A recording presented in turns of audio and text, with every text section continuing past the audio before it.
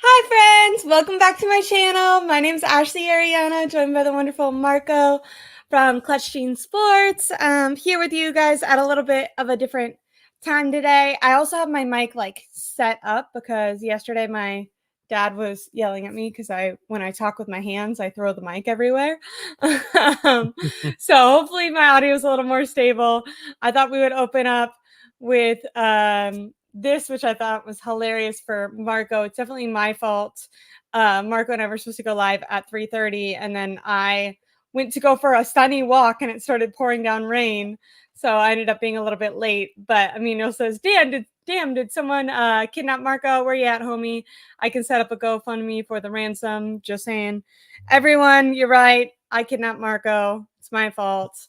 But I let him, he's handcuffed to the desk right now, but I let him stream just to keep up appearances. Oh dang! For those following March Madness, Yale, which is the 13th seed and a Ivy League school, is only down 2 points against Auburn, the 4 seed, with 2 minutes and 20 seconds left. So I'll definitely be updating how that goes. If Who do you you're want to win, Yale or Auburn? my bracket has Auburn, so I'd prefer Auburn to win, but I always like a little Upset?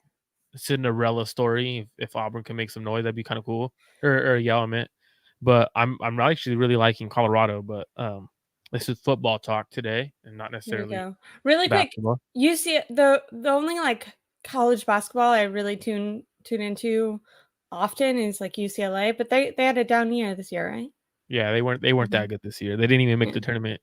Damn. Damn. They I don't can't go know. to You can anything this see year. I'm such a bad fan when it comes to other sports besides football. Like with the Warriors, I only like them. I'll watch the Only game when they're in the playoffs. casually, but the playoffs is when I get really into it and stuff. I'm kind of terrible at really keeping up with it. I feel like there's just especially with same thing with baseball, it's so oversaturated.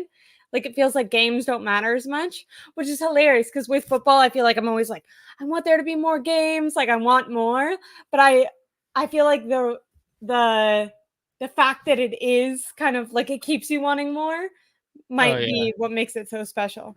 Well, the Is thing is, 82 games for basketball is a long time, especially when you have like players. You can hear me, right? Yeah. Especially when you have players who don't even play 60 games. And then MLB, they're playing 100 and 150, like 180 games. Is like, Yeah. who really watches the first couple of months of the season? Like, I like watch it every once in a while to start the season, but like come closer to like July, August time, I'm tuned in. There you go. Well, speaking of things that we are tuned in for, and this is a side note, is football your favorite sport? Oh I know yeah, you talk about absolutely. football, but Yeah, I but didn't know to play, I love basketball and football like enough. Where equally to like play. equally to play just because I love the speed of basketball. I love just going back and forth. Like there's no stop. Like you're constantly going. Yeah. Um That's what sucks about baseball. I remember when I was in high school, I had a boyfriend and me and my best friend were both dating people who played basketball. Not basketball, baseball. baseball. And it's so horrifically boring. It's so horrifically boring. But It's did you like go watching watch? paint dry. It's so bad. Yeah. And I was a cheerleader. So we watched football games and then we cheered for the basketball team and for the wrestling team.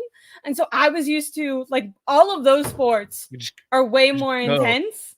And then we would go with our free time, watch them literally stand there. And I'm watching grass grow. I don't understand why this is entertaining.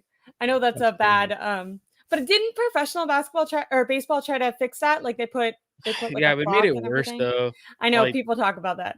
But I it feel like like I would have liked it because it made I it was like, why is this so slow? like if you're watching from home, oh dang, yells up by 1 with the minute 12. If you're watching from home, it's I guess better in a way because the game's going faster.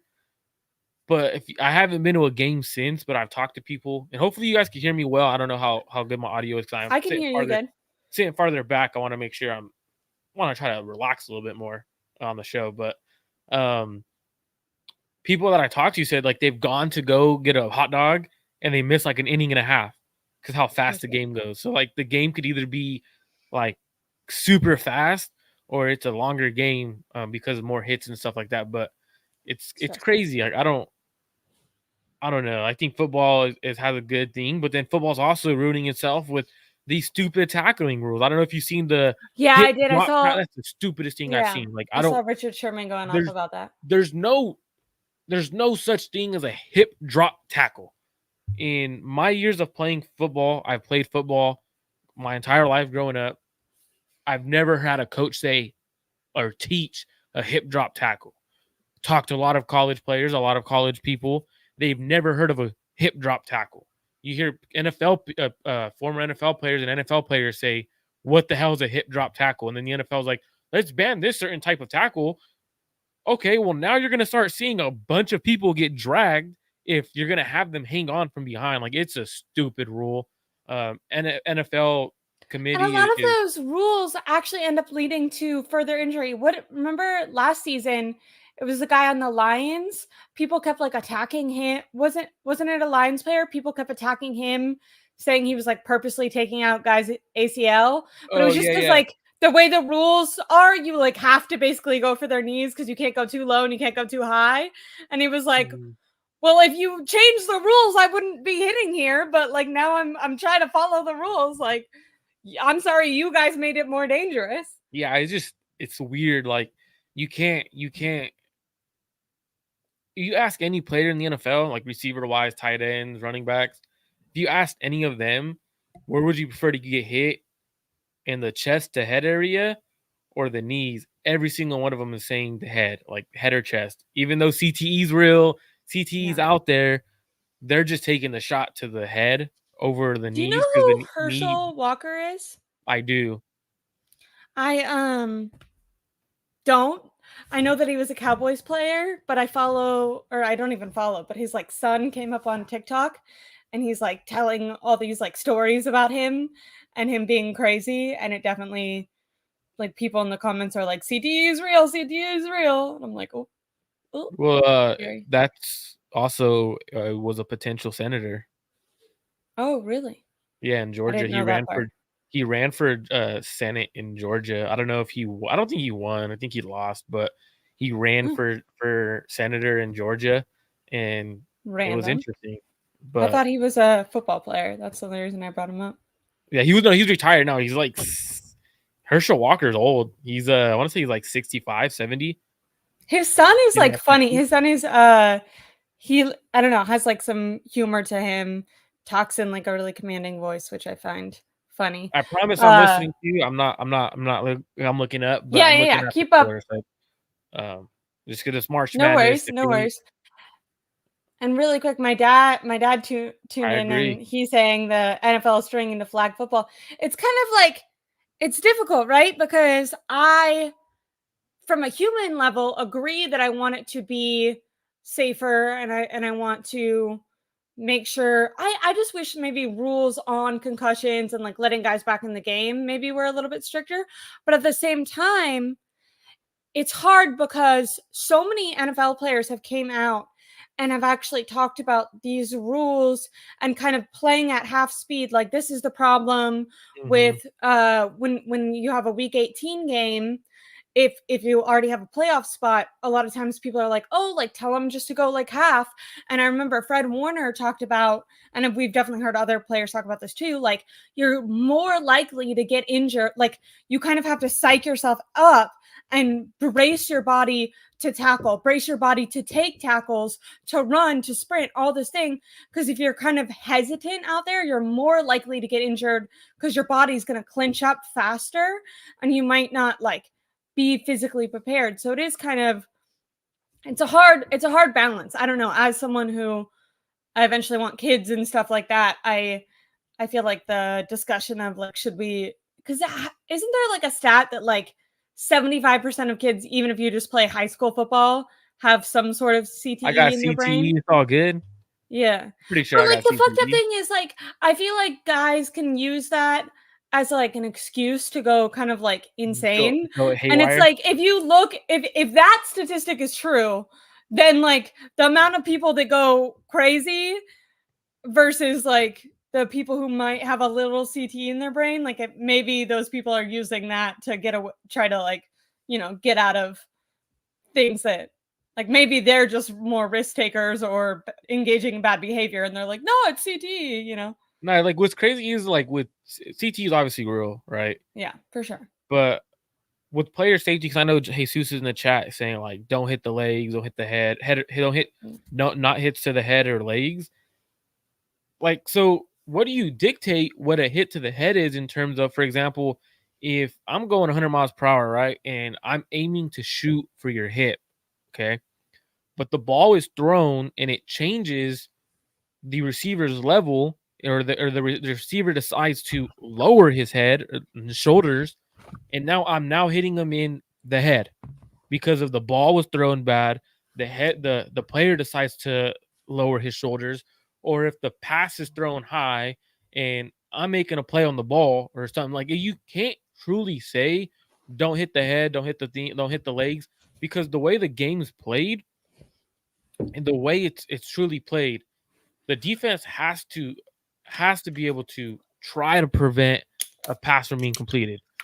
So for me, it's one of those ones where the Higbee hit was interesting because one, the safety could have lit him up and probably broke his ribs.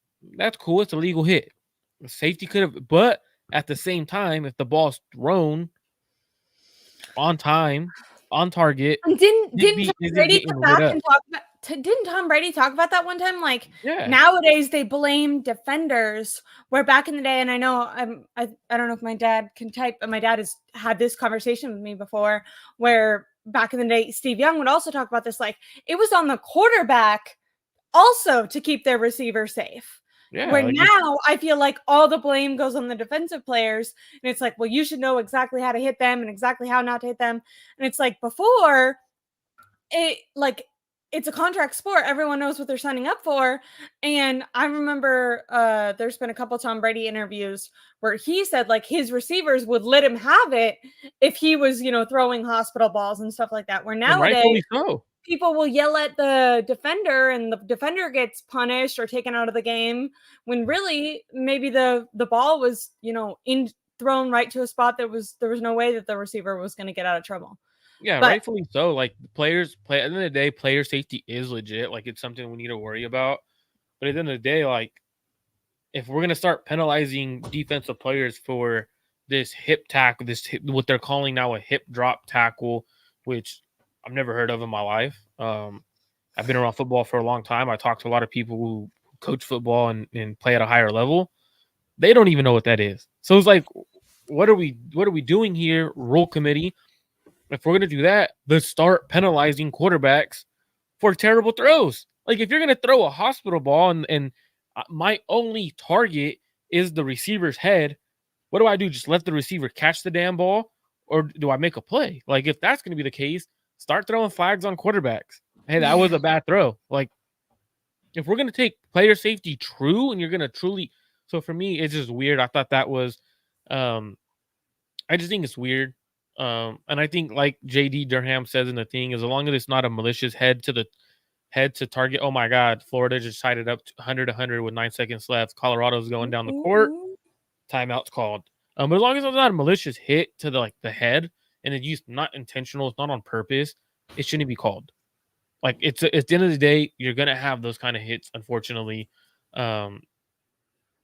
So it is. I mean, but back to Niner talk. Well, I was gonna say, like, speaking of injuries and these things that can be taking players out of the game and potentially affecting their careers, I know your title of your YouTube video is about Hufanga, and the 49ers are looking at safeties and potentially bringing some guys in and stuff or they are bringing in some guys in for interviews and stuff, but it looks like maybe not as depth pieces, but actually as people to start in place of Hufanga. Now, whether or not that's because they had concern with Hufanga's play prior to being injured, or maybe they're just not 100% sure that he'll be healthy by the time the season starts.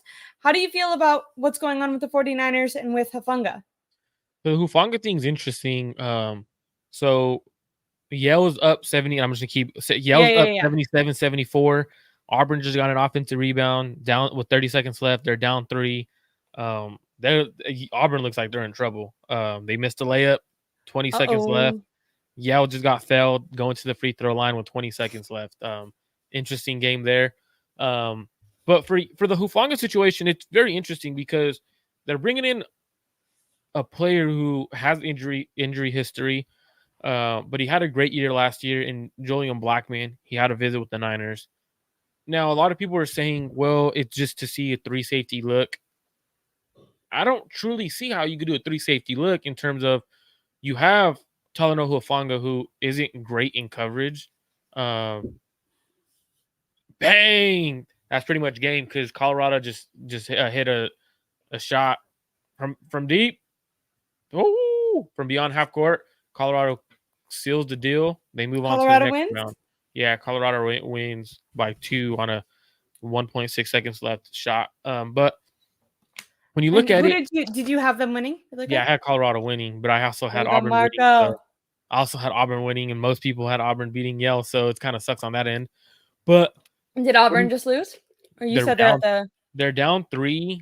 Yale's at the free throw line with 13 seconds left, so that's pretty much ball game there. Okay. But when you look at the situation with Hufanga, right? Hufanga's a really good player, an all-pro. You know, he's expected to be back during the season. People were saying, oh, it's for a 3-safety look. You can't truly run a 3-safety look because, yes, you have Julian Blackman who can line up in the slot. He can line up at free safety. But when we watch Hufanga, we watch Tig Brown, they're very similar players. They're box safeties. They're not great in man coverage. Unless you plan on running zone with them in a 3-safety look, it kind of defeats the purpose of having Blackman out there. So to me, it doesn't look like it's truly for the opportunity to run a 3-safety look. With a deep safety class next year, 2025 safety class, draft class is pretty deep. I truly think the Niners are planning on moving on of Hufanga. I think this was, whether it's his last year this year or they sign a safety like Julian Blackman with the opportunity to trade away Hufanga this year. It just doesn't make sense for me. Now, as a fan, it's terrible because we just watched a young player get drafted in the 5th round, become an all-pro safety, start getting better, get injured. I do remember he had like a lot of missed assignments though. Like he's really good at tackling, but I don't know. I just remember Rich Margarid has always, I feel like, been a little bit of a Hufanga hater. And there'd be like, and I remember like people online would be like, oh, like go Hufanga. And he'd be like, that was simple. And he gave up this assignment and did this and did this. So I feel like potentially 49er fans see Hufanga in a better light than maybe the organization did, even pre-injury. Yeah, and obviously being injured changes things. And with the all-pro thing, like he might be paid more, and then if they're already having hesitation, they might be like, well, he's not actually worth. Maybe he's worth like a good safety money, but he's not worth all pro safety money. You know, and it's why you should probably sell high versus keep him and then not get anything for it. So it's like if you do sell high, like I understand it, especially with the deep safety class in 2028. But truly the 49ers have a tough situation with Hufanga. How do you truly look at things with Hufanga? How do you dictate if he's good enough? Like he's blown a lot of assignments, but he's also has the instincts and he's around the ball a lot. Like Hufanga is one of my favorite players on the Niners. I love watching players go from 5th round player to not like really great in college due to injury to proving people wrong at the next level. I've also I felt like with Hufanga also brought this level of playmaking that the 49ers kind of went through. Like they went from having a bunch of kind of older veterans that were really good at just their assignments, and they started going towards people who had like the knack for taking away the ball and maybe making that big play, even though they would give up some of their assignments and maybe they weren't the most efficient player like consistently. Maybe they gave up more plays, but I've always heard like I think it was Charvarius Ward actually talked about this on Eric Armstead's podcast during the regular season. And he said, like, you would rather as a team have a guy who misses a couple of his assignments, but Yeah, takes that the ball away sucks. twice That sucks than for Auburn. what So happened. 6 seconds left. Auburn gets fouled, and the guy who goes to the free throw line to tie the game with 2 free throws, 78-76, he misses both free throws. That sucks. That guy's gonna be going through it. That sucks. I feel bad for him. So that's I going mean, to be like, but they're going to blame him. Auburn got an offensive rebound, so I'm very curious to see what happens there because 6 seconds left. I'm not watching that game. I have the Colorado stream on. Probably should have put the Auburn game on, but that sucks for him. Like really So if bad. they lose, it's like all on Yale him. just won. That's crazy. Yeah. That's a big upset. But like we were saying, like it's a tough situation. So that's enough for college basketball because I'm not gonna be talking college basketball no more. But for Hufanga, it sucks. I liked the updates. He's a fan favorite of mine. Like I really like him. Your fans love him. He's an energetic Fans do player. love him.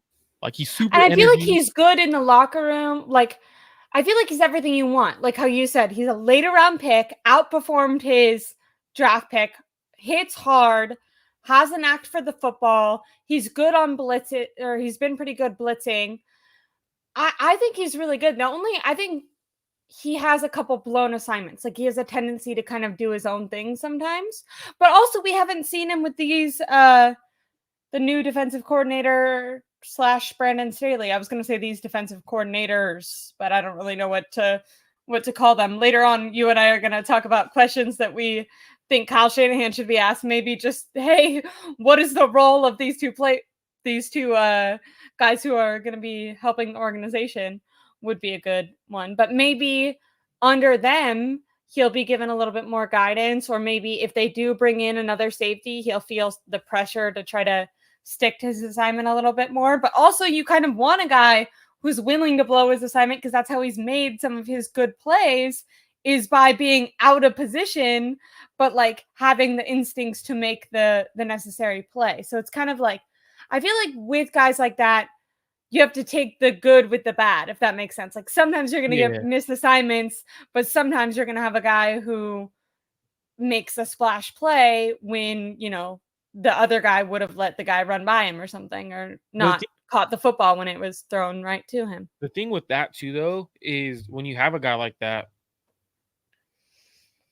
it makes a lot of things harder on other players defensively because now they feel like, so a lot of times, like when you're playing with a teammate who does things out of his assignment, you feel like you have to make up for that sometimes. Now, the thing is with the Niners is the Niners cover 3 scheme that they're going to be running. They want to run that Seattle-like defense, and that's why they hired the defensive coordinator who has been under that scheme. Yeah. But you have a situation where you need a free safety who could truly play that eraser role at that deep third. You can't really run the schemes that the Niners want to do, even if it's cover 3 man, cover 2, cover 4, without a true deep safety, because you can't really disguise looks. Like Hufanga isn't that deep safety. He doesn't have the range to be that eraser back there. Now he could do it, but not as good as free safeties out there. Not as good as Julian Blackman in the free safety role. Tig Brown, we saw him at free safety. The Niners didn't really like him at free safety. They started playing Logan Ryan over him. So when you look at Tig and you look at Hufanga, 2 very similar safeties. I think the Niners are trying to move off of one of them. They're going to keep the younger guy who's not going to be paid for another 2 years, 3 years. And they're going to try to either move Hufanga or sign someone now where they could let Hufanga play out his contract and they could at least have a 3 safety look every once in a while to spice things up, throw different looks at teams. But I don't think. Are you surprised that they didn't, like, that they're not trying to, and maybe they did try, but he's just older, bring back Gibson? I think Gibson's retiring because Gibson did say he did say last year that his plans were to retire. Yeah, I remember he was gonna retire last year, but then came back. But I figured, I don't know, one more time. That's what his plans were last year was to retire. So looking at that, like he might retire. But it definitely looks like the Niners are trying to move on from Hufanga, whether that's this year or next year. I get money plays a factor into it, because he's an all-pro. Like he has an all-pro nod. Yeah. But like, what can they truly get for him in return? But A fourth also rounder, fifth rounder? the injury might, like the all pro bumps up his price and then the injury might bring it back down, you know? That it's just, you're definitely right on that one. But like in the price range to get back for him because he's coming off an ACL injury, and the team's most likely going to have to extend him wherever he goes. What do they get in return? A fifth rounder, No, I think fourth you could rounder? get. The You most you're think you getting is could a get a fourth. third? You don't think Most you're third? getting. No, he's coming off an ACL. He's already a player who didn't have the athletic profile coming off an ACL injury. If that ACL doesn't Yeah, recover you're right about that. the You're right. greatest, the team Because just he was lost already out. kind of slower. Yeah, you're better off drafting Kalen Bullock from USC, who is that deep safety, a middle of the field safety. So it's like Niners are in a tough situation with Hufanga, a really good player on their team, in that strong safety role, who tore his ACL, but has also had an All-Pro year. And your contracts are starting to add up because you keep restructuring contracts and you're pushing money down the line when you have to resign some of your better players. And are they truly all in? Because if you're all in, That's my question. like, are they all in? Like, do you Can think I they're ask all you? in? No, I Why don't. not? I think that they're trying to get their roster to be potentially as good as it was last year, which I think is a mistake because last year their team wasn't good enough. According to them, I actually think their team was good enough and their coach wasn't good enough and didn't know the rules. But since they're not coming out and acknowledging that, they're Oh, you saying, want to talk "Hey, coach? we need a better team. We didn't have the best team supposedly." I don't even think that they had that. I was trying to put my I What are will your say I thoughts was on? I want to ask you something because I know you're talking about you're saying they're trying to make their team better, right? Mhm. What are your thoughts on all these smaller end free agents that they've signed? Like, they've signed a lot of depth pieces where it's their depth along the D line is a lot deeper than it was last year, in my opinion. They which I do signed a think is smart. they signed I a think corner who wasn't great throughout his career, but had yeah. a good year last year. What are your thoughts on that? Because I Okay, I have mixed reviews. I think I originally felt disappointed, but I think most of my disappointment came from it just feels good to be a fan of a team that makes a big splash move in free agency. I think when we got Hargrave, it felt exciting and you feel kind of like your team is pushing all their, chips into the middle of the table. We also had Mike Silver coming out on Twitter saying the 49ers were going to make a big splash move. So I think that like my big move, huh? expectations were kind of raised, and especially from seeing big moves that the 49ers have made at the past at trade deadlines or free agency. So I think that originally I felt disappointed, but when I thought about the strategy and about them last year, because I actually think they were better when they had Samson Ebukam, when they had Charles Omenihu, when they had more depth that was reliable that they could Mhm. bring in, and they had a couple stars that they counted on, and those guys showed up. But if they did suffer an injury or something, they had people who could come in at least for a couple games and play at a replacement level position, where it felt like last year the star to like backup discrepancy felt a lot larger on offense and defense. And so when I think about that, I felt better about their free agency move so far. I also noticed I was very critical, or have been felt very critical about them being like mostly defense. But if you break it down more, they lost a lot of defensive players, and I don't feel comfortable grading where they are at this offseason before the draft, because right now I can say, Hmm. see, they don't prioritize the offense. But it's like if they draft with if they move up in the first round and go get Mims in the, for the O line in the first round, then I'm going to be like, yeah, they were prioritizing that. They just didn't prioritize paying a guy potentially too much in free agency, because when you think about the guys who are normally available, and I'm not saying, maybe there were some good offensive linemen they could have gone. I know the Rams did. But I think people do have the tendency to overpay in free agency. So maybe it is smart to look for more depth pieces in free agency and then start building your team from the draft. My only thing is those draft players better like they better perform this year and they better continue to be good because they've really had no impact from their draft class the previous couple of years. I think that they have Brown and Purdy. That's it. Purdy the last 2 years, yeah, for the Yeah, most yeah, part. yeah. I know they have Aaron Banks, I guess, as a guy, but for But that's most, 3 years ago. that's what I'm He's in his saying. 4th Like, year now. yeah. So I think Burford, I'd that say you could actually add Burford because he's contributed, but they've obviously they're not sold on him if they brought Feliciano back and they didn't really yeah. bench Burford. So Yeah. I don't think he's making a good enough impact. Like he's not like a primary starter that we feel good about keeping long term. So I would say not that I'm saying they're going to move off of him, but I wouldn't give that an A+ grade right now. So I think that in the draft they do need to go and be way more successful than they've been in the past, which will be interesting to see how that works out with the Adam Peters leaving position. I think it so far seems like that's been a negative with the fact that they've had last minute free agents back out and stuff like that. But maybe they'll draft a lot better and I'll eat my words. That would be good. But yeah, no, when I think of going all in, I mean, I feel like they haven't.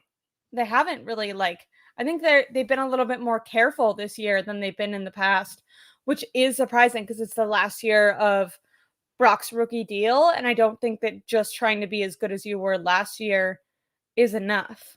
Now, if I think back to my mindset at this point last year, pre-draft, post first week of free agency last year, I think I also felt incomplete about the team. You know what I mean? Right, that our quarterback was in a sling. At that point, Lenore hadn't played at as as high of a level as he did this year. Charvarius Ward, I felt like very inconsistent in that cornerback position.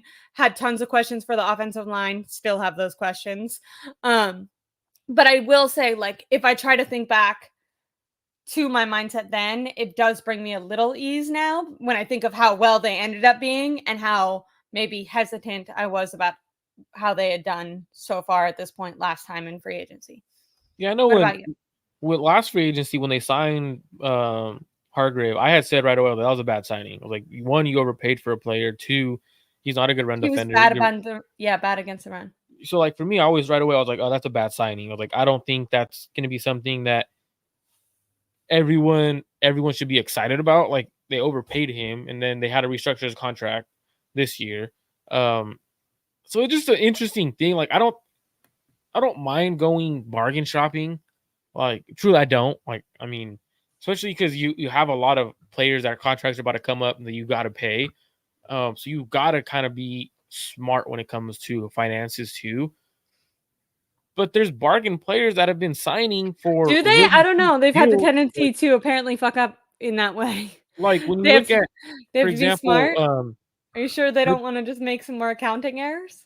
oh, she's taking shots. If you're looking at Tyler Biotis, the Commander signed, and I'm not saying I'm not bringing him up because Adam Peters signed him. I think he's a quality center, a lot better than Brendel. He could also play guard for 1 year, so if you wanted to wait for Brendel, but Tyler Biotis, he didn't go for crazy expensive money. He signed for a 3-year, $29 million contract, which is about $10 million a year, $20 million total guaranteed.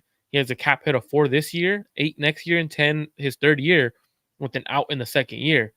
But then you look at the Niners' first signing, which was Leonard Floyd, right? Leonard Floyd's contract, I believe, is his first year. He's getting 12 million guaranteed in that first year. Cap numbers haven't came out, I don't believe, on him. I believe they're lower cap numbers. But when you look, it just doesn't make sense for the Niners to defensive line wasn't the issue. You just drafted Robert Bill last year as an edge rusher.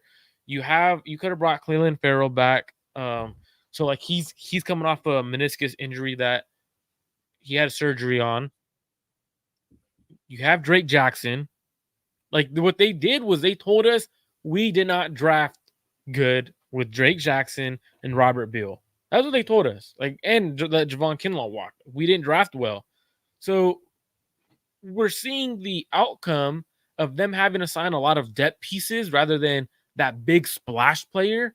For example, if the Niners would have drafted well, right, and they were getting production from Drake Jackson, from Robert Beal his first year, if he was getting reps, Kalia Davis, if Kalia Davis was playing, if Javon Kinlaw was playing well, and they picked up that 5th-year option, who else am I missing? The 2 tight ends, Cameron Latu and Braden Willis. We saw Braden Willis on special teams. I don't even The think winners, Lazu's going to be on the Jalen Graham. team this year. You shouldn't. He shouldn't. He should have gotten cut this year. So when you're looking at the signings, the value signings, it's them admitting they're wrong when they drafted these players too high. Danny Gray, for example, where's he been? We drafted him in the 3rd round. Like, that's interesting. Juwan Jennings didn't get more money because they put a 2nd-round tender on him. So his rookie year, he was drafted, and then he will get more money when he's in free agency. Yeah, so he got cut his rookie year. So what happens when you get cut? You go to the waivers. No one claimed him. Niners signed him on the practice squad, and then they eventually signed him on a 3-year contract. When that happens, you're on a 3-year contract. You become a exclusive right free agent and then a restricted free agent. So since he's a restricted free agent, then the Niners could put a tender on him, and so they put a 2nd-round tender. No one's going to trade a 2nd-rounder for him. So that's why he's at where he is in money-wise. So, like, everything the Niners did was admit their wrongs on their draft picks.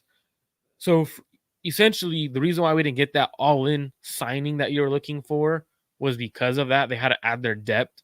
But, like, if they would have been all in, they would have went and got a better center, a better guard to start running to the right side. So it's definitely one of those ones where that's why I think that you don't think they're all in. I do think they're essentially, in a way, they're all in because they're trying to add the depth. They could be like other teams where we're in the playoffs, but they're already in roster rebuild mode. For example, the Bills with the heavy paid quarterback, the Dolphins having to pay their quarterback, the Cowboys who said they were going to be all in. They haven't made a move. The Niners at least what's happening with the Cowboys? I feel like every year it's their year. This year they're like, it's not our year, man. It's not our year. So it's definitely interesting on how they're doing things. Can I ask you? Do you think that because it's interesting, right? Like potentially they could give up.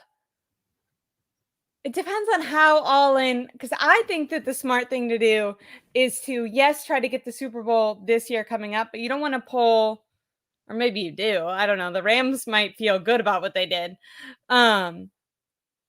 Would you and should they be open to trading a guy like Brandon Ayuk, a 2nd and a 3rd for like a Patrick Surtain or something? That would be an all-in move, but does that actually make your team better? Also, is a problem. It does instantly.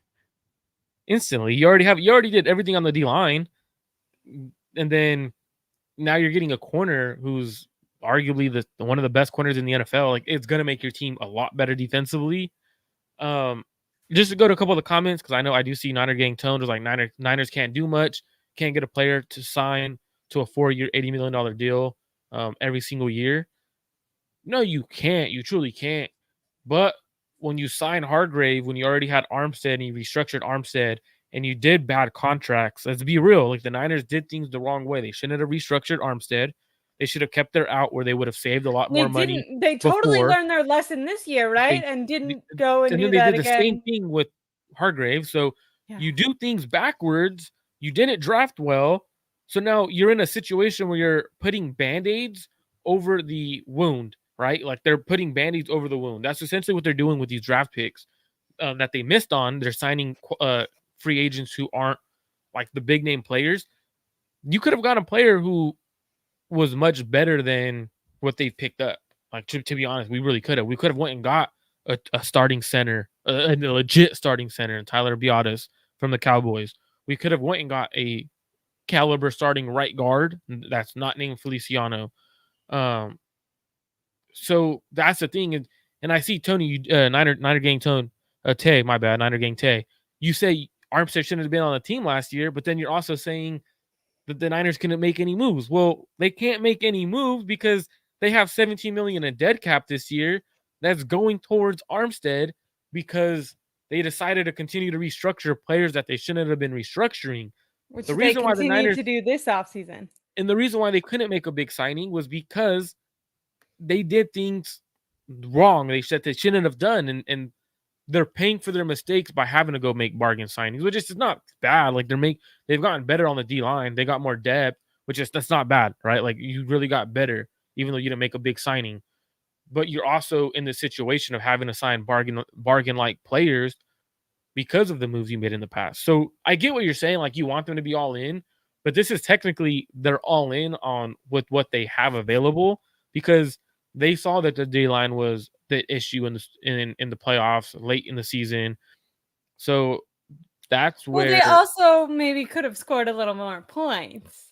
I don't know. that's where you I want to don't know. that's where Maybe you their offense could take some accountability. Or maybe they have the right idea by trying to just shell out a team that is just as good as it was last year because potentially they don't need a better team. Potentially they had the best team in the NFL and their coach just didn't know the rule book. But they're not admitting that right now.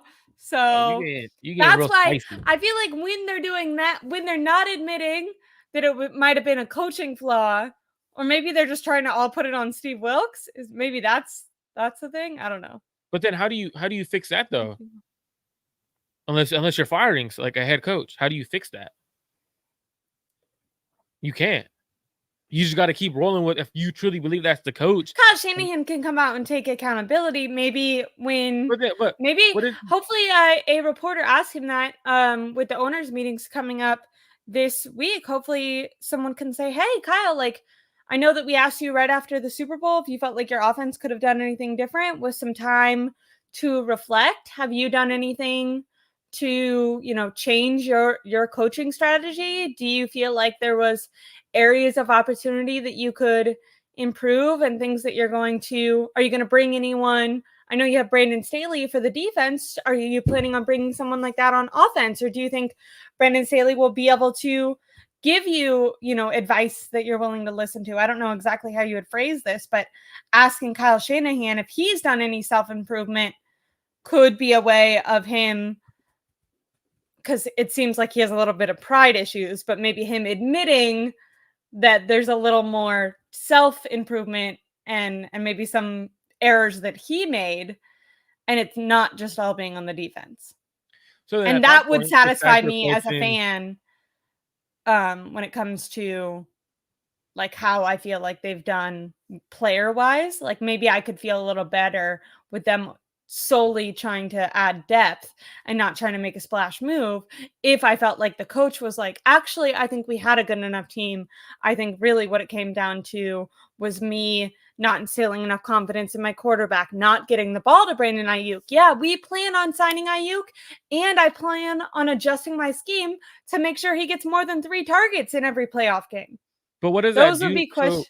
what does that do for the Niners if he comes out and says that versus he's saying that internally? Like, what does it do for? It doesn't do anything for the Niners if he comes out and Yeah. says, "Hey, You're right, that's you're right. on A me. lot It's of on that is me." like, Yeah, like he could be doing like, you know what? Hey, Jed, you know what? I effed up.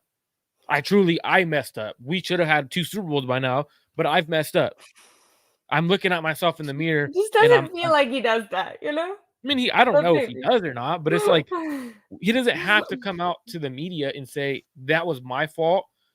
This is what I'm gonna go be doing forward. We're gonna sign Ayuk, like, because now you're giving the NFL what your draft strategy is by Okay. potentially saying I'm gonna sign Ayuk because there's teams out there that think the Niners are gonna trade for I trade Ayuk.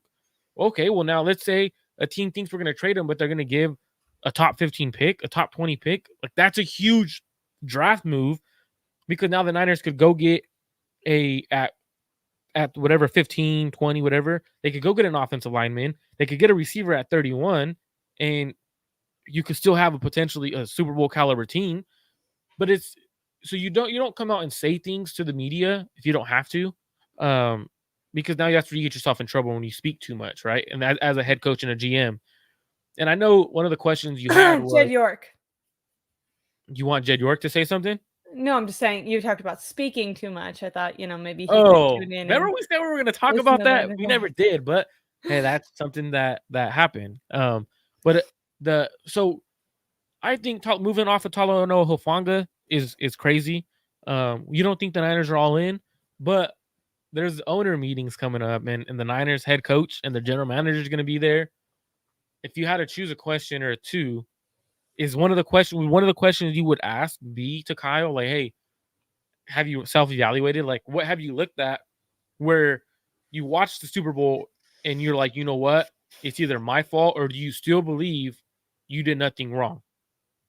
Yeah, I definitely would phrase it differently because you want to make sure he doesn't like respond defensive and start. I feel like he has such a tendency to be No, you snarky. can't. You got to corner him. Um, You can't.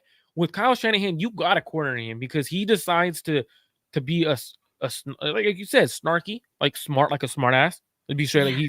he tends to do that. So sometimes you got to ask these questions where they're pigeonholed. Like you have to answer this question truthfully, or else you're not going to get an answer out of them because they're trained by PR team. They're trained by personnel to get away from the questions. So sometimes you gotta just put them in the corner and be like, So "Hey, I think I would answer this ask question." something about Kyle Shanahan's own self scouting and maybe what he's learned from reflecting and if he plans on implementing any whether it's personnel or just procedural operations to make sure he's prepared for each game. And if he does have questions or maybe things that he's uncertain of, that there's people there that will be able to guide him in the right direction. So, and basically that just means people who are, what is it like built up? I don't know. That's not the right word, but people who are empowered to tell Kyle Shanahan no. You know what I mean? I think there needs to be more guys like that on the roster. I think right now Kyle Shanahan doesn't like anyone to question him. Where actually I think that this team might be better off if more people felt like they could say, "Hey, Kyle, we hear that you're game planning for 3 rounds in the Super Bowl. It's just not going to work like that. Have you considered X, Y, and Z?" Sounds like there wasn't even someone comfortable saying that to Kyle Shanahan, And do you think or that sorry to stop you because mm, I have to ask this question. Do you think since Kyle is there doesn't have a lot of has all yes men and doesn't have that person to speak up against him, do you think that's created a weird dynamic or an interesting culture in the locker room? Because if you look at the locker room, the culture called out, like for example, Feliciano called out Burford right yeah, away. it's He definitely called out weird, right? Burford. Like, The Niners never take you don't really see players take accountability. It's you know what? Next year we got him. We'll get him next year. Revenge. Right? Like they have like that like mentality. Do you think that's because of Kyle Shanahan? Like that culture is because of Kyle? yeah, like even Ray Ray, who I know is not on the team anymore, but he came out on Twitter, right, and like defended himself, not just throwing himself down on the football. And I know it wasn't his fault that that ball fumbled, but he could have just landed on it and that would have been the 49ers ball.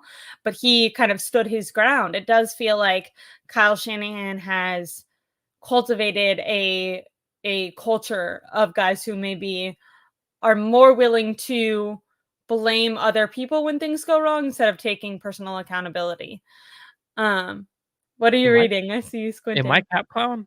I'm I just don't know. curious. I also try. I read that too. Ramir, Ganag, am I the cap clown? Because I'll be straight up. Like I do Cap like Kyle Clown is Shanahan, a Kyle Shanahan but fanboy and I apologist. think it was Maybe Kyle it's me. Shanahan's I like fault. Kyle too. But I think it was Kyle's fault in the Super Bowl. Like you could like somebody, but then say, hey, you know what? They messed up in the Super Bowl.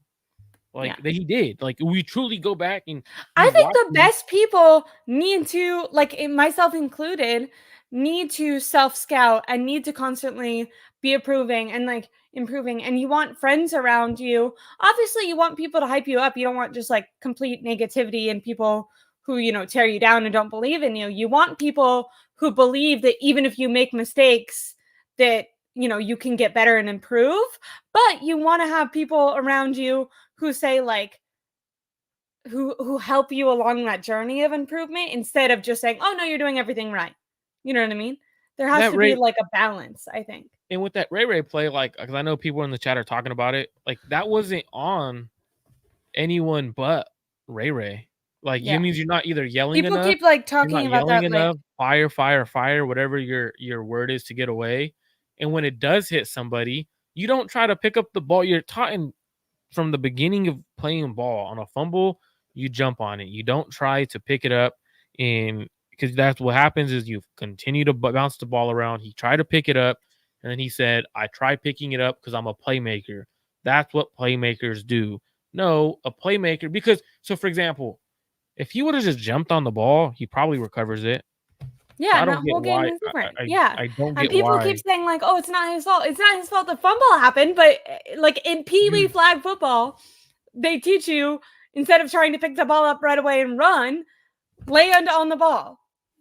I don't know. so I So just thought it was weird. Like I think it could be Kyle's culture that he's created where these players don't feel well, when you obligated. think of Brandon Ayuk, right? Who was the guy they interviewed, the DB coach for the Chiefs? Merritt or something, Merit, right? merit. He talked about Brandon Ayuk, right? And he said Brandon Ayuk was more interested in fighting all game than actually playing, and that he actually took himself out of the Super Bowl, out of the football game, because he was so much more interested in fighting. Well, if you look before the Super Bowl, Brandon Ayuk went on Twitter and on TikTok and made a video like, "Hey, all these guys are like trying to, fight, and they don't even know how to do it. Like, what you really need to do is like go for the neck The or the neck. whatever, because all these other areas are either not going to hurt or, you're protected." And so his mind is on that. And a lot of people, I saw like criticism for him, like, oh, his head was out of the game.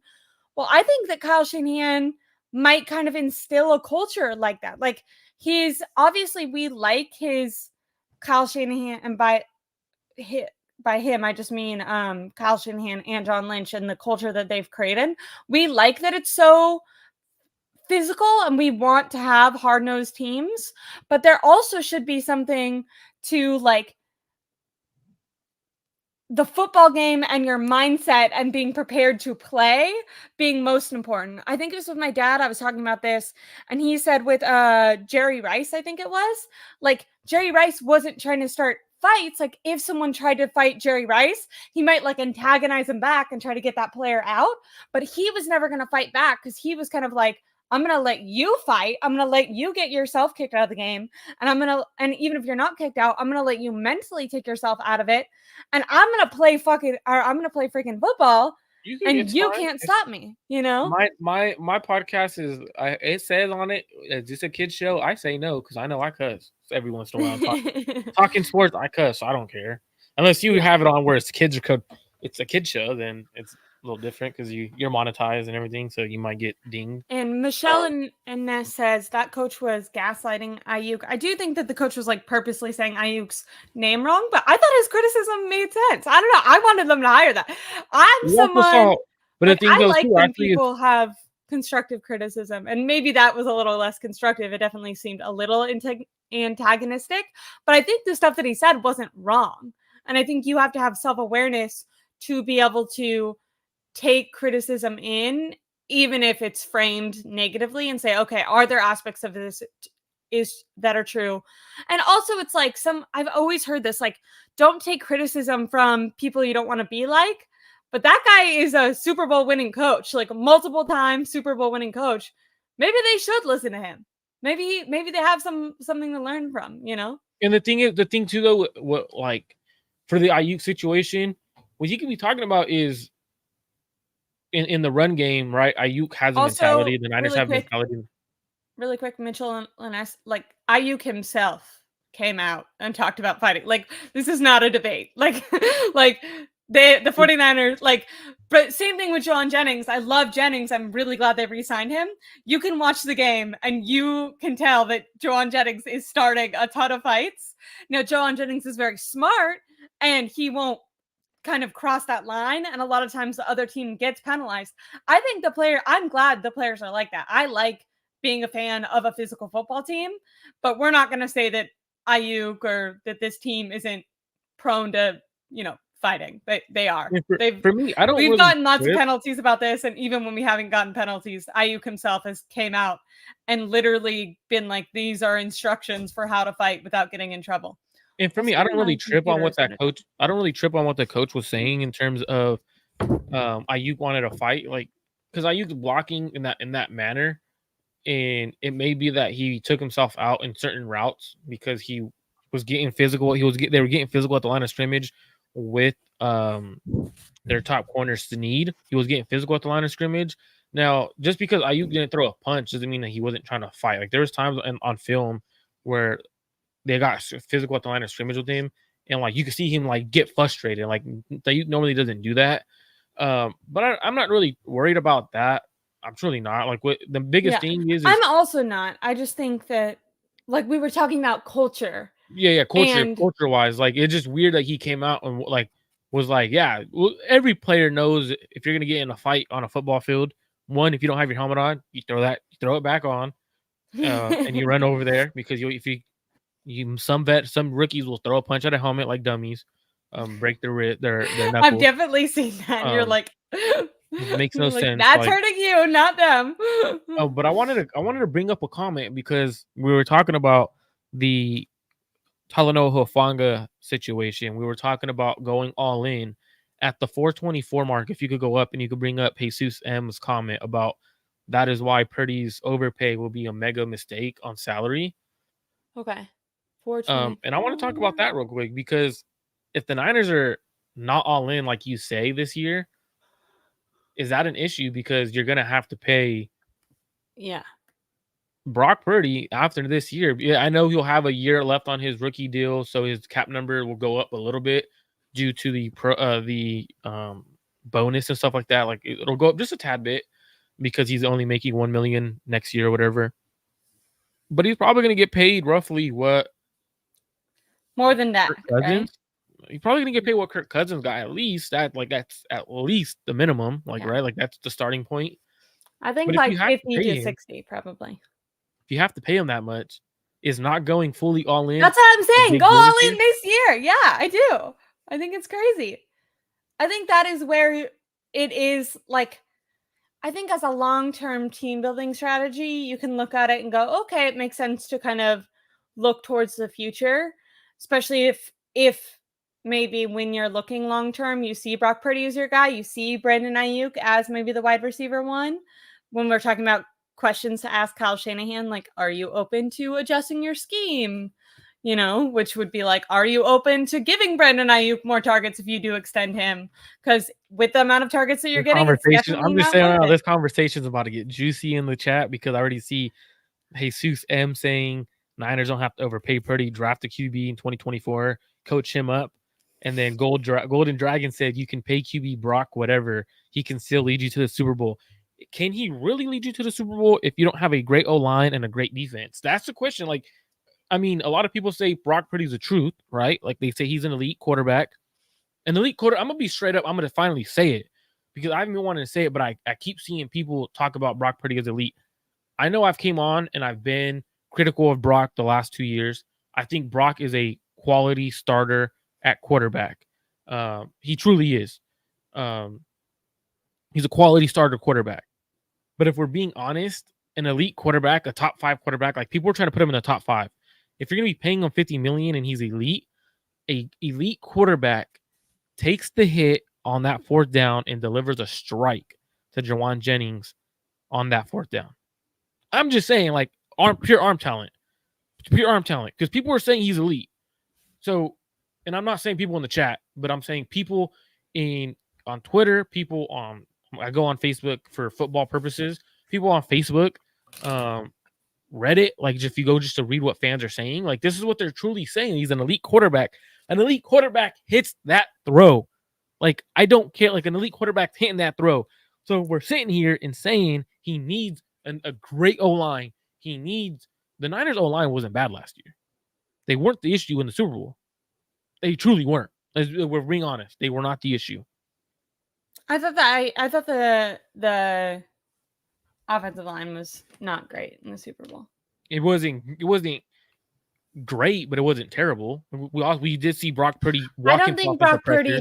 I don't think that Brock Purdy was elite in the Super Bowl. I also don't think he was bad. Brock Purdy was And I average think in the you Super Bowl, needed but him. fans don't want to And I think admit you it. need him to be great when going against Patrick Mahomes, or you need your stars to show up great. One of the others. I think it is kind of like I wouldn't put Brock Purdy as top 5, but I do like George Kittle had like 3 targets and dropped 2 of them. Brandon Ayuk was busy fighting. Deebo Samuel literally couldn't get open against McDuffie. Christian McCaffrey fumbled the football. Like I just feel like Brock Purdy was like we've seen games, and I'm not trying to compare them as players. Mahomes is way better, but we've seen games where Mahomes receivers are dropping the ball and not getting open, and like there's no matter how good he is, he can't also catch the ball. You know what I mean? And I feel like the stars, and that's why maybe it is good that the 49ers are going more towards their depth this year, because the stars, I felt like in the Super Bowl really let them down. Because we also saw Brock miss throws. Like their two best throws, or their 2 best players are Trent Williams and Chris McCaffrey, arguably, and they both had their worst game. I mean, it's for me, Brock didn't play a good enough game in the Super Bowl, and it is what it is. Like we saw him walk into pressure. People will blame the O-line. I went back, watched the Super Bowl multiple times. He's walked himself into pressure out of clean pockets, missed Brandon Ayuk on a crossing route that probably picks up a big play. Ball was thrown low and away. So it's like we're looking at it like he did not play. Brock did not play elite. He played an average game. He truly did. Like, and that's not good enough to pay. You don't pay a quarterback $50 to $60 million or $45 to $60 million to play average. I don't think you base whether or not you're going to pay him or not based on his one Super Bowl performance, because they're paying Trent Williams, and Trent Williams had a really bad game. They're paying Chris McCaffrey, and Chris McCaffrey had a really bad game. That's very fair. I think that you don't decide to you're not going to decide Brock Purdy's elite based on that Super Bowl, but to me, depending on how he plays during the regular season, also during the playoffs, because now he's had 2 years of going to the playoffs, and he did perform worse this past playoff season than his first playoff season, which is kind of surprising. You would think that with experience you'd get better, but he actually went downhill a little bit. So it'll be interesting to see how he performs this year in the playoffs if the 49ers get there, which I'm assuming they will, and basing whether or not to make him the franchise quarterback based on that. You know what I mean? Like, I just don't think we have enough info yet. I want to be straight up. I don't think, like, I'm not saying like, oh, Brock is a bum. I'm not saying that. I'm not saying Brock isn't good. Like, what I'm saying is there's a point where Brock is a very good quarterback, but was he worth $45 million? I don't think so. Because if you do that now, your whole roster, he's also going to get more than that. Exactly. Most likely gonna quarterbacks usually reset the market. Like when they're getting paid, they usually reset especially the market. When they're breaking statistical. Like, even if you and I can watch it and say, hey, a lot of that's the weapons or Kyle Shanahan or whatever, like Brock Purdy's agent's gonna be like, I don't give a fuck. If he's number 1 in all these categories, he's gonna get paid like that, you know. Mitchell and S has a great comment. He says Brock missed hot reads over and over through Deebo and Ayuk. Well, let's twist it to Brock Purdy. So there was multiple times where they're sending pressure. He's looking at Ayuk, but instead doesn't throw that pass. So it's like that happened multiple times. I saw it with Deebo. Deebo, it was they're sending a blitz. Deebo was open. Even Christian McCaffrey. Like even though there's one play, it was late in the fourth quarter. Kyle was saying, Christian, go to Christian, right before the play. It's on NFL, the NFL thing that they produced with all the players talking and have the audio. The one where Kittle's like, I don't know what it's called, but Kittle's talking to, hey George, that show. The mic up. You see Kyle saying, go to Christian, go to Christian, right before the play. Never looks Christian McCaffrey's way. Looks the entire other way. When you're talking about O-line, he didn't have enough time to get over there. But the thing but Kyle was saying that before the snaps even happening. So that means pre-snap, Kyle, if Kyle was saying this pre-snap, right? Yeah. That's because that's what he sees he knows pre-snap what they're in, what they're doing. Brock was missing that. Right? Okay. It was like, so for me, a lot of things pre-snap is what Brock missed. he had enough time. He truly did. He walked himself into pressures. Now, I'm not, and I know I'm very critical of him, but I'm also going to give Brock his flowers. Brock was only in his second year, didn't have a off season to get better. His arm strength should get a little bit better this offseason because he has the time to actually work it out and not rehab. The thing is the teams figured did the Chiefs put out the blueprint to stop him? Did they say, you know what, go man coverage and pressure the living crap out of him?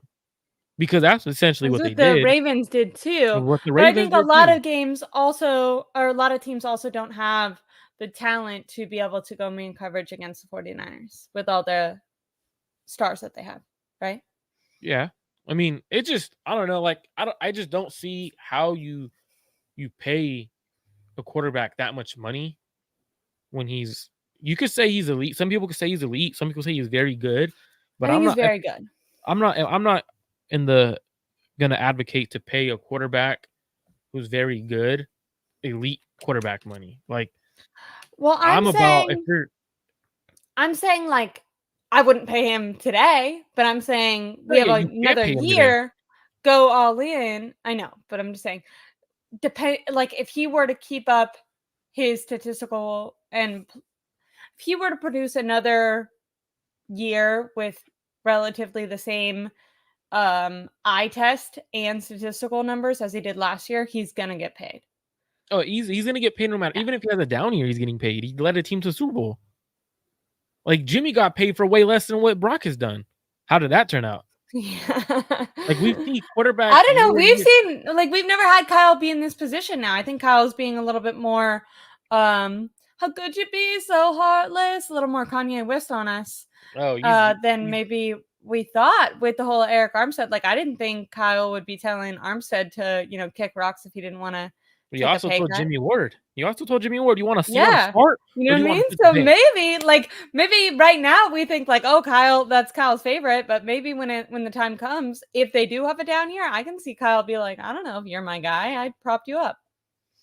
I mean, it's going to be interesting because you can look at it as Brock is the franchise guy, right? Like he played good enough to show he's a I franchise agree guy. with Niner Gang Tay really quick. Is I do feel like the QB market is way different than when they paid Jimmy Garoppolo. Not only just the QB market, I feel like the Kyle Shanahan regime is at a different place in their career than they were. Although, I don't know, maybe I feel like at the time they felt pressured, like they needed a guy. And maybe ironically, even though they have their extensions and stuff, maybe they do still feel that pressure to kind of lock down a guy. Plus, we know at this point Kyle Shanahan doesn't like trying to scout people and quarterbacks and all that. But I Wait, don't what think are that we they would tie putting? themselves to him if they weren't actually impressed by what he's going to do this year. But I just don't think that they're going to, like, I imagine that they are also uncertain right now. Like, I probably don't. planning on paying him, but not like 1,000% sure. If he were I don't. to, I disagree though with the have it different down QB here. market because I'm pretty sure Garoppolo on that contract he set the record at the time for average per year. I'm pretty sure that the contract that he signed in 2018 with the Niners was largest in NFL history on average per year basis. I'm pretty sure that was the case. It was like they paid him like they paid him what the market value was, and any quarterback's market value if they're playing well. I mean, geez, I just they mean, do paid you Jimmy think off that a they have five more star. job security now? Don't you feel like they have more? No, You don't? no, no. Jed York came out and said they could lose and miss the playoffs this Jed year, and York's that Kyle tripping. If Shanahan. if Jed York truly wants, if the Niners, for example, they make the playoffs, right? Yeah, They don't do much in the playoffs. yeah. Is Jed York going to be happy with just, hey, you wasted Super Bowl rosters back to back years? You with It seems like it. He the was last going 5 years. out freaking celebrating before the Super Bowl this year that just happened. So I'm truly like I'm in the situation where the Marco's Niners saying, need to. I'm not saying I agree with that, but I'm saying Jed York came out and seemed to be freaking pleased enough. So like they definitely have a decision to make. Obviously, with Brock, he's played well enough where the team isn't just gonna give him away for free. They're gonna have to pay him, make the decision to pay him, and I think that's where the conversation on not going fully all in and missing on a lot of draft picks because you traded away a lot of picks for Trey Lance and he failed here. You miss on draft picks during those 3 years of not having a first round pick. That's where it becomes very tricky. And becomes very interesting with the Niners because they keep restructuring deals. They're gonna and they decide to move off of Hargrave. They lose money next year, cap wise. So it's gonna become very interesting because like I brought up the conversation just because you were talking about going all in, and it's true. Like this is the last opportunity you truly have to go all in if Brock Purdy is going to be that high paid quarterback. Now, is I could disagree with Kyle and John in saying you shouldn't pay Brock Purdy. So for me, it's one of those ones where it doesn't matter what I think. If they pay him and they didn't go all in this year and they don't win, now you're kind of essentially in a not necessarily a rebuild, but a retool mode because you're gonna have to start getting rid of players. Players are gonna get older and retire. How do things react and how does it trickle down after you paid a quarterback so much money? And I think that's where I agree with you in the Niners aren't all in because if you're all in, it would have been this year and you would have spent more money or necessarily, I guess, even though I don't agree with it, restructure contracts, try to get Brandon Ayuk to be extended early so you have that extra $10 million to spend.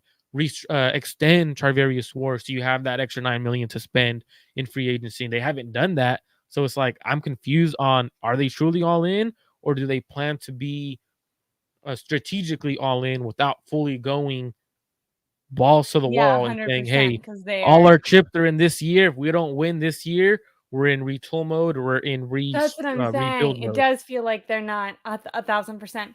Really quick, because I know that we're ending off the stream soon, but I have some notifications on. And so just to spice up the chat and leave more to the imagination and more for us to talk about this week, and this is mostly a joke, but John Lynch was just seen talking with JJ McCarthy. So, I heard that Kyle Shanahan's drawing up some plays on the plane, and I'm just kidding about that last part. Oh. I gotta hide my facial expressions right now. It's time for me to hide my facial expressions because I don't want to. That's crazy. Did he really talk to him? Yeah, there's video of them like dapping it up and talking. Hold on, let me throw this crazy scenario out before we leave, but I'm not gonna let anyone answer it, neither you.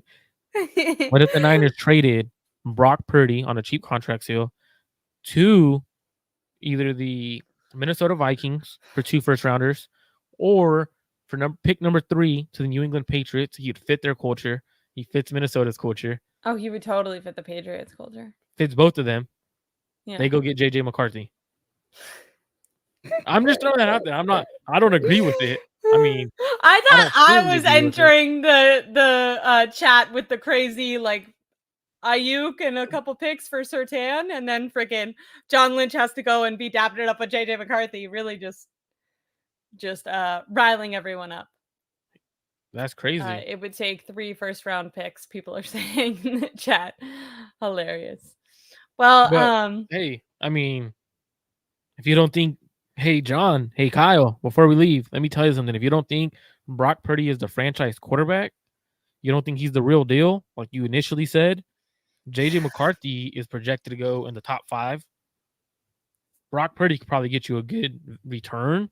So if you really want it, that's the guy you go get. How much could you get for Brock Purdy right now? What do you think? And I think, by the way, we're being hype. I don't agree with whatever we say from here on out, but teams would have to give up at least 2 1s, at least. You think? I think that they would give. I think a team would give up a first for Brock, but not 2. 2 1s. It's a quarterback. 2? It's a quarterback.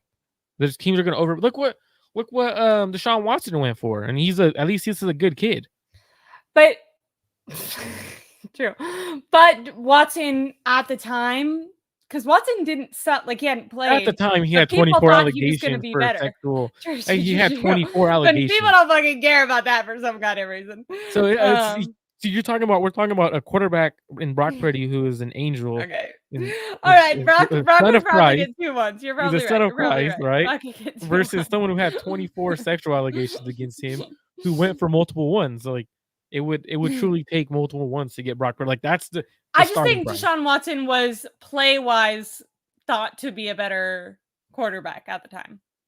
Yeah, his play wise was at the before the Because allegations. he hadn't People thought he was played. an elite. People didn't know that he was going to come back and suck. So they're like, yeah, oh, you're a people didn't. predator and suck at football. Now we care. Yeah, people didn't know that after his allegations came out and he stopped going to therapists, he would completely fall down. But Brock Purdy's a good quarterback, a good kid, Good guy. a good young man. So it's definitely. I'm telling you, teams would give up one. I God, know people are Jesus not is going to such a believe. hater. Teams would Brock give up Purdy's not one. even getting one first round pick according to Even though I'm not the biggest fan of Brock, Brock's at least getting 2 quarterbacks just go for that. Yeah, he's a Quarterbacks, good. especially the ones showed that enough. put up his statistics. But I do think that other teams might be more wary that, like, not on the 49ers, he wouldn't do that. But I will say, I agree with my dad. Like, this is all hyperbolic just because John Lynch was at that pro day. But I agree, you keep Brock Purdy for at least one more year. I don't know about the trading him for the rest of things, but in real life, the guy that we need to be seeing. Jesus, hold on. You're talking about the number 1 overall pick for what some teams truly believe is a generational quarterback in terms of talent on Caleb Williams. You're not giving up a generational talent for Brock, but it's different. It's because now you're the upside of Caleb Williams. Teams see upside and they see Patrick Mahomes, they see Josh Allen, they see that kind of quarterback in terms of talent. They're not going to give up. They're not going to give up the one. Like that's kind of high. That's what I'm saying. But no, that was more, like I said, a joke. But I would be interested to see what happens with Brandon Ayuk and how Kyle Shanahan responds to questions about him, because I'm sure that they're going to get those. And then also about Brandon Ayuk. And then also I would love if someone asks about Kyle Shanahan himself and the coaching strategy that they're going to have going forward, and if there's going to be any checks and balances going on with him. I'm sure there's not going to be, but I hope someone asks a question about it. It's definitely going to hope they ask the right questions at the thing. Thanks everyone for tuning in. That's it for today's show.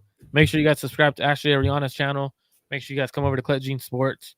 We're not this crazy in terms of speculations. That was just at the very end. I saw it on Twitter. Situation, but hey, make sure you guys subscribe to both channels. And someone said we started World War III. That's funny. Everyone, have a great weekend. Drink lots of water. Bye. I think